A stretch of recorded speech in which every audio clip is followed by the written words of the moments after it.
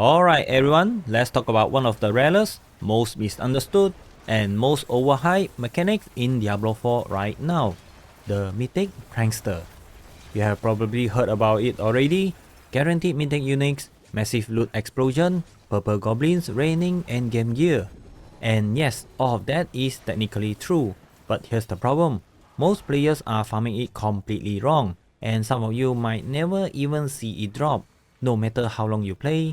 So in this video, I will explain exactly what Mythic Prankster is, how it works, what Fancy Old Fedric actually drops, how to maximize it if you ever get one, and most importantly, why farming Mythic Prankster for Mythic Uniques is actually a bad idea, and what you should be doing instead. So first, what exactly is Mythic Prankster? Mythic Prankster is a very rare Nightmare Dungeon sigil affix. That's it. It is not a boss, not an event, not a build.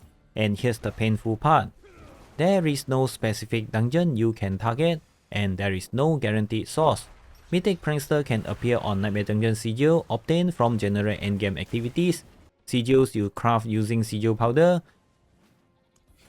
world boss rewards, whisper caches, especially the dungeon key cache, and also from opening hot chests in a field of desecration using corrupted essence. And even with all of that, the drop rate is extremely low. Some players get lucky to see one early, others have played hundreds of hours and have never seen a single Mythic Prankster sigil. It is pure RNG. Now, quick but very important note here: if you really want to increase your chances of farming Mythic Prankster and Treasure Bridge affixed Nightmare Dungeons, you will need to max out Asmodern Divine Gift first. This is crucial because maxing it out allows the rewards to drop massive amount of Nightmare Dungeon sigils. If you haven't done that yet, no worries, I have got you covered. I already made a video showing how to level up Asmodern Divine Gift fast, so make sure to check that out. I will put a link at the top right corner and down in the description. Once you have maxed out the rank, make sure to equip Essence of Sin when killing world bosses and opening hot chests. This gives you a chance to trigger rewards that drop huge pile of Nightmare Dungeon sigil and other valuable loot as well. And when that happens, do not teleport back to town immediately. Inspect every single Nightmare Dungeon sigil on the spot. If you teleport away too fast, the rewards left on the ground can despawn, and you might lose your chance. There is a tiny chance one of those sigils will have the modifier Mythic Prankster.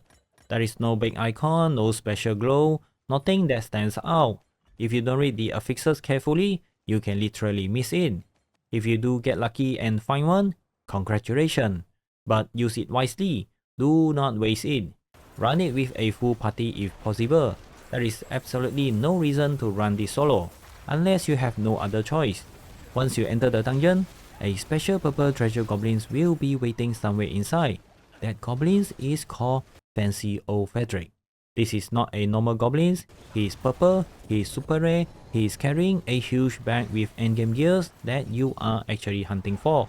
So clear the map carefully, explore all paths, make sure Fancy Old Fedric doesn't escape or despawn, because if you find him and kill him, that's where the magic happens. When Fancy Old Fedric dies, every single player in the dungeon gets guaranteed Mythic Unique and a Fedric Masterpiece, which contains a Resplendent Spark and Legendary Runes. The loot is per player, not share, so yes, if you run this dungeon solo, you will still get the rewards. But if you run it with a full 4 players party, everyone gets their own drop. That's why running in a group is highly recommended. Everyone takes turns using their Mythic Prankster sigil, which means you can get 4 times the rewards. And that's why people call this one of the most insane loot explosion in Season 11. Now this is where we get the part nobody wants to hear.